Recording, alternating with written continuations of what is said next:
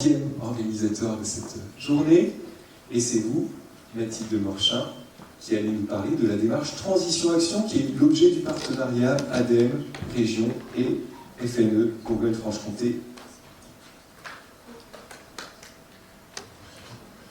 Merci, donc moi c'est Mathilde, vous avez dû me croiser ce matin, j'étais devant la Maison régionale de l'environnement, de l'innovation, et j'essayais de demander à certains d'entre vous de faire un micro-trottoir. Donc vous pourrez le voir tout à l'heure, là je suis en plein montage vidéo.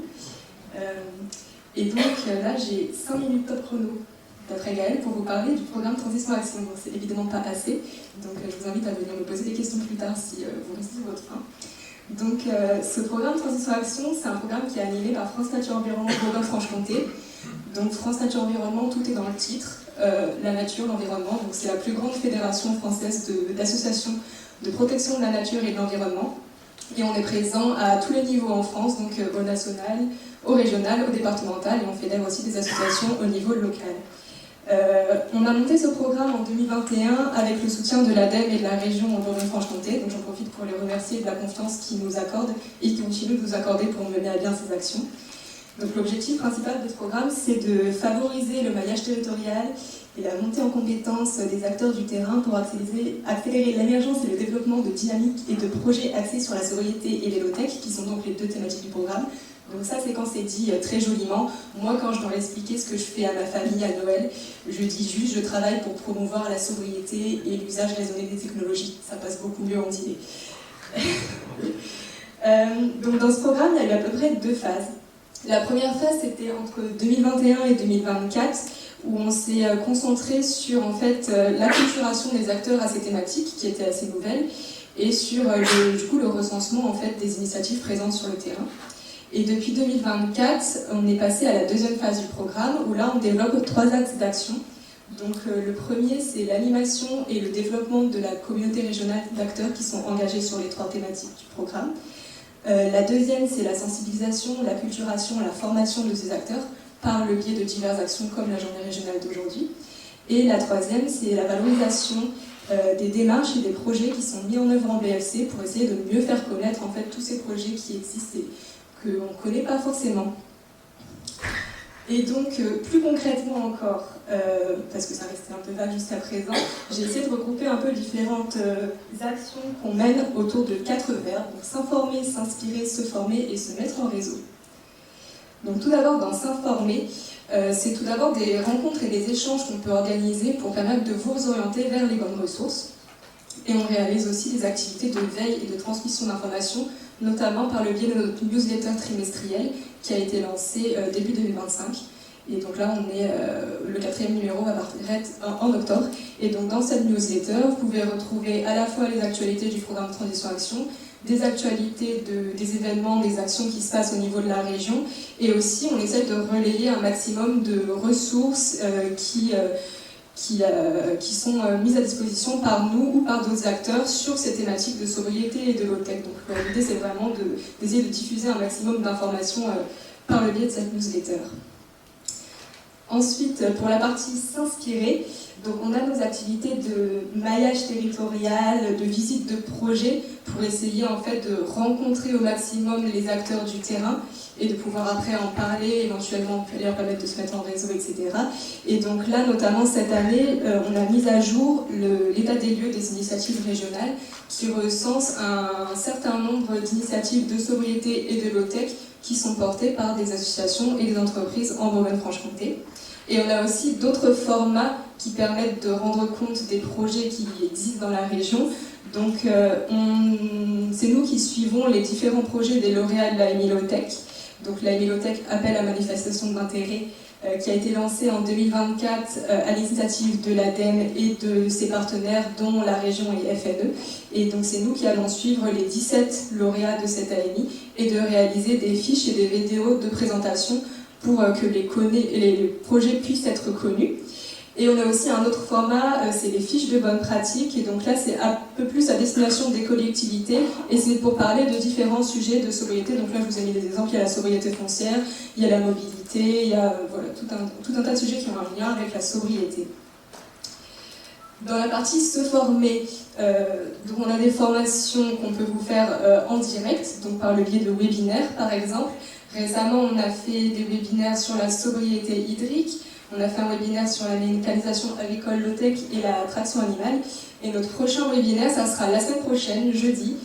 Ça sera pour explorer en fait le potentiel des chevaux territoriaux pour nos territoires, nos collectivités. Si vous êtes intéressés, n'hésitez pas à vous inscrire.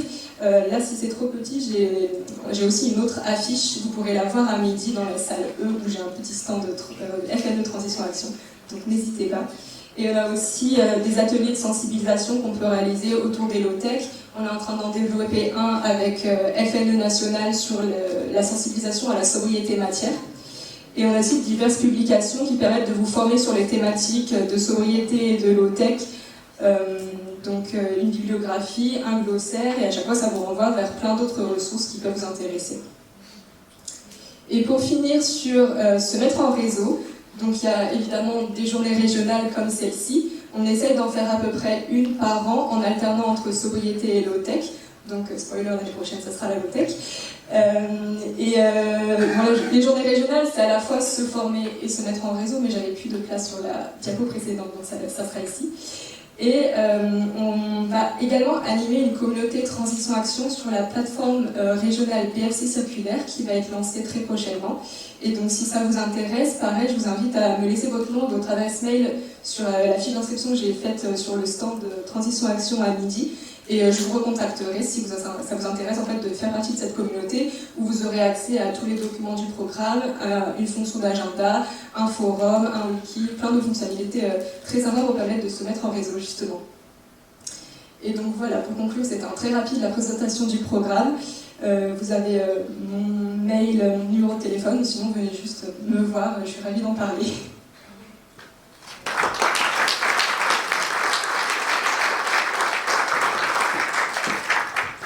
Merci beaucoup Mathilde. Le challenge des 5 minutes relevé avec brio.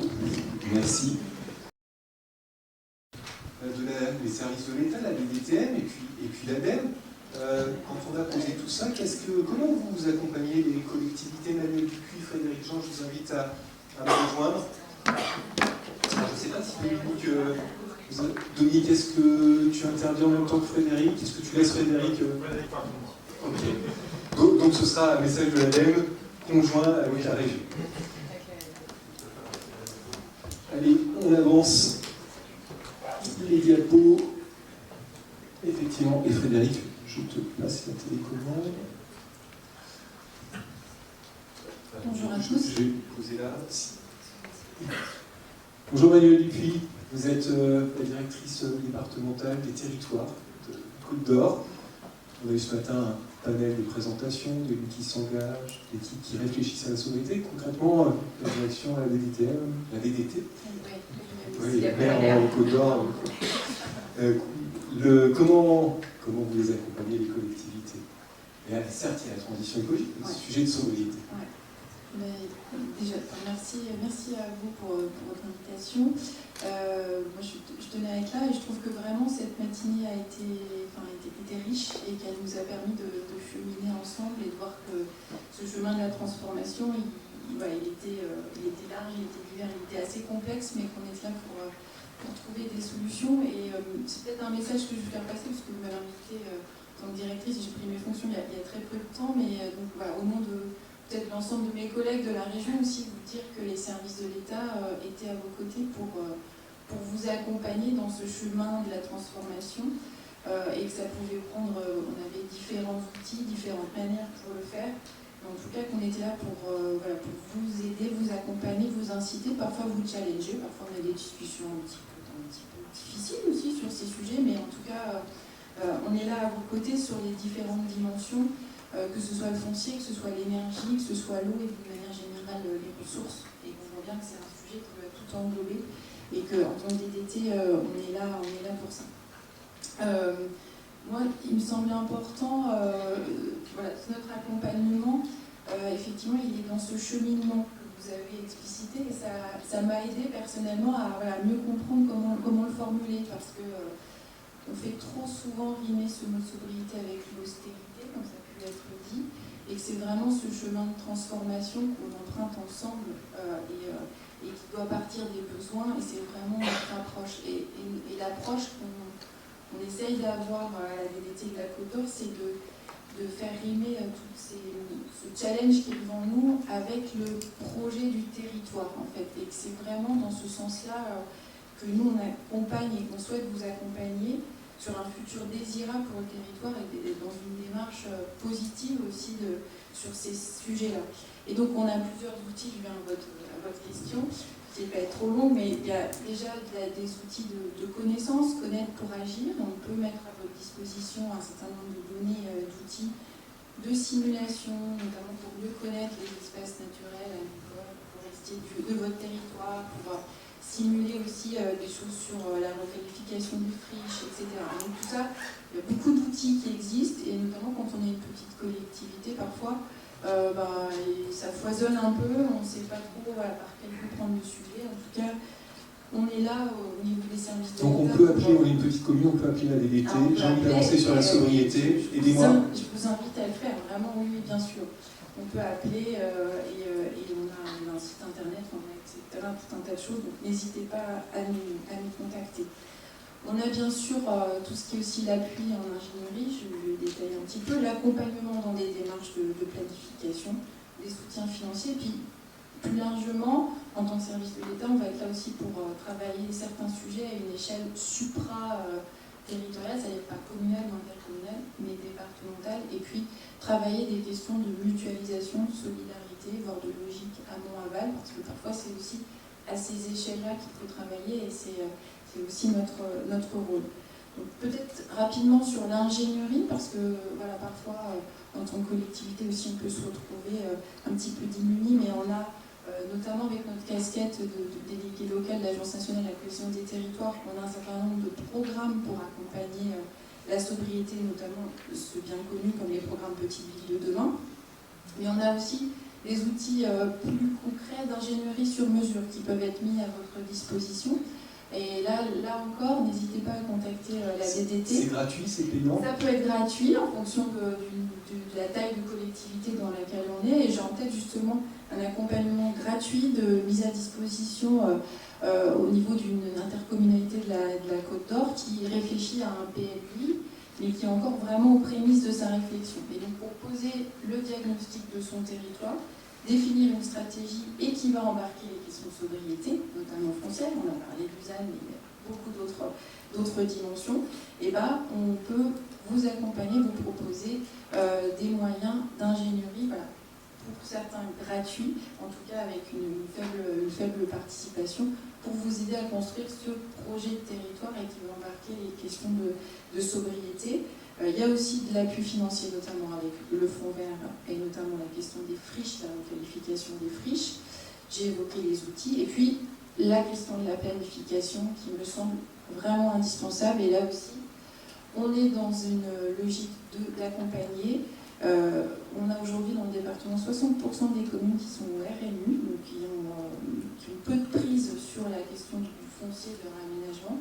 Quand on planifie, quand on a des PLU ou des PLUI, on reprend la maîtrise de ce sujet-là au niveau de la collectivité et on peut dessiner son projet de territoire encore, voilà, et comment on est sur une maîtrise de l'urbanisation. Donc bien évidemment, on embarque la question de la sobriété, mais on embarque surtout la question, encore une fois, du projet pour son territoire. Et quand on est à une échelle d'un PLUI, on peut passer à des questions de mutualisation. Et cette question de la sobriété, elle est parfois, souvent, plus facile à traiter aussi. Donc là, on est très concrètement à votre disposition. On intervient très régulièrement dans des conseils municipaux, dans des actions de sensibilisation, le fait aux côtés du CAUE aussi, qui peut vous apporter des conseils. On a aussi nos architectes paysagistes, conseils de l'État, qui peuvent accompagner sur ces démarches de sobriété dans l'aménagement foncier du territoire. On l'entend, la DDT est aux côtés des collectivités, y compris les collectivités de petite taille. Merci beaucoup, Manuel Dupuis. Est-ce que je peux juste un dernier tout petit mot, c'est qu'il y a une exposition, j'ai plein d'autres choses à vous dire sur notamment la sobriété sur l'eau, parce que c'est un gros sujet pour le département. Vous dire qu'il y a une exposition ici qui est disponible, une exposition sur la sobriété foncière, qui est à votre disposition si vous souhaitez l'utiliser, la dupliquer, la répliquer dans les différentes collectivités. C'est aussi en parlant, je pense qu'on fait grandir ce sujet-là. Et puis je vous invite au mois d'octobre, il y aura une exposition un peu plus importante sur cette même base qui se tiendra à Latitude 21 du 3 au 29 octobre. Et en tout cas, voilà, je vous invite à venir nous voir au mois d'octobre et puis si vous souhaitez utiliser cette exposition. Latitude 21, c'est à Dijon? C'est à Dijon, c'est dans le pas très loin d'ici, secteur Montbuzard. Voilà. Très bien, merci. On a bien entendu sobriété en eau, sujet important pour la Côte d'Or, globalement pour la Bourgogne-Franche-Comté, probablement. J'avais prévu un petit diaporama. Oui, on est très en retard. Le traiteur attend qu'on sorte pour servir. Je vais être très bref. L'objet de mon intervention là, c'était vous dire déjà que tous les outils dont on dispose, ADEME, région FNE, sont dans une salle. Donc il y a un couloir là le long. Il y a une salle, deux salles au fond. Et on sera là pendant la pause de midi là, pour vous les présenter, discuter avec vous. Donc vous aurez le temps de participer au buffet et dès que vous avez 30 secondes, vous pouvez aller faire un tour et vous verrez tous les outils, dont la fameuse exposition qu'on a mis aussi dans une salle, sous forme de panneau, qui n'est pas celle qui sera de Latitude, qui sera beaucoup plus intéressante en 3D et donc interactive. Là, vous avez un aperçu, un petit teasing de cette expo. Et puis, on a les films, vidéos et autres interviews, vous avez vu une partie qui se passe en boucle, donc si vous voulez les revoir, tout ça sera dans deux salles, donc je vous invite à rejoindre nos équipes ADEME Région FNE pour discuter et voir les outils. Donc je les passe très vite si ça fonctionne. Voilà, donc les outils Made in BFC, c'est ça qui est intéressant, c'est qu'on les a fait pour vous avec des exemples locaux. Tout ce qui est présenté sous forme de film, fiche retour d'expérience et autres. Tout ça, c'est à découvrir dans la salle à côté. Un document qui est sur le point de sortir, qui est presque sorti, qui est aussi une fabrication BFC. Donc je remercie Pascal Replin, qui est la cheville ouvrière de ce travail, mais qui a été fait avec ADEME Région et FNE sur tout ce que vous pouvez savoir sur la sobriété pour une collectivité en 20 pages. Il y a les enjeux, il y a les gains, il y a des retours d'expérience, des interviews. En 20 pages à destination des élus, mais pas que. On vient de publier cette publication. Elle est en ligne sur la librairie ADEME et on fera un retour suite donc à la journée. On va vous demander si vous la voulez en version imprimée.